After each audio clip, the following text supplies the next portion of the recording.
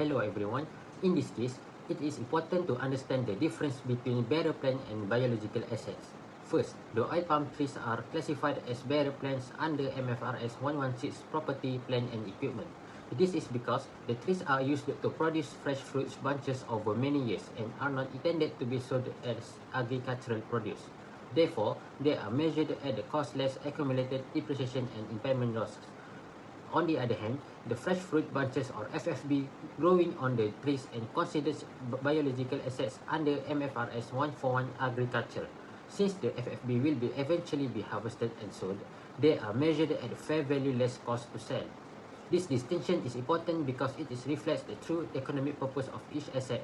The oil palm trees function as productive assets, while the FFB are the agricultural produce that generates revenue. Using the correct accounting standard for each asset ensures faithful representation and provides users with reliable financial information. Hello everyone, my name is Lana. Looking at our slide, the CFO has committed an operational conflict by overstating the immature FFB asset based on RM 6.5 million. He applied the full market harvested price of RM 650 per ton to unharvested crop. Under the IASB conceptual framework, this several compromise faithful representation. It lacks neutrality because it is biased toward misleading of the investor. It is not free from error and it lacks verifiability for auditor in terms of economic substance versus legal form. This crop currently has zero market value. They face real biological risk from weather and pests and require major future cash outflow for labor and fertilizer before they mature. Therefore, a faithful valuation requires a discounted cash flow model. We must estimate the final yield, deduct future production costs, and apply a risk-adjusted discount rate for biological uncertainty. That's all for me. I would like to hear my teammates' thought on this. The main ethical issue is management pressure. Although the CFO wants to improve the negotiation with investors, accountant must ensure financial statements remains accurate and reliable. Following the instruction without proper valuation may compromise integrity, objectivity, professional competence and professional behavior.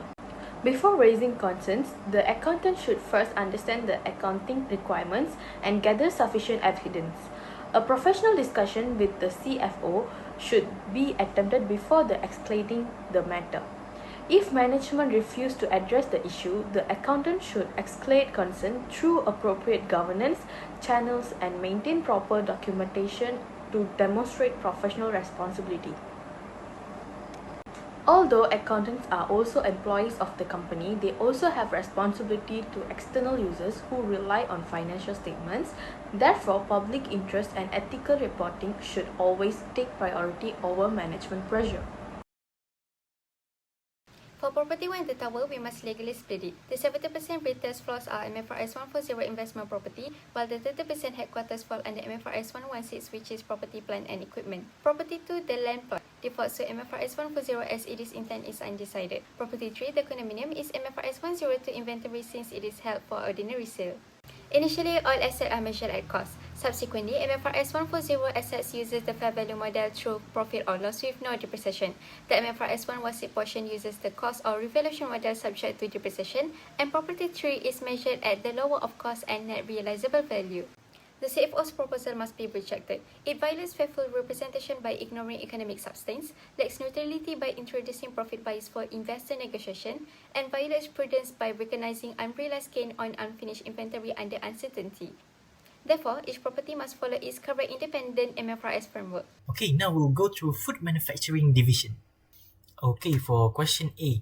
First, for the product recall cost, there is a present obligation because the company has already announced the recall.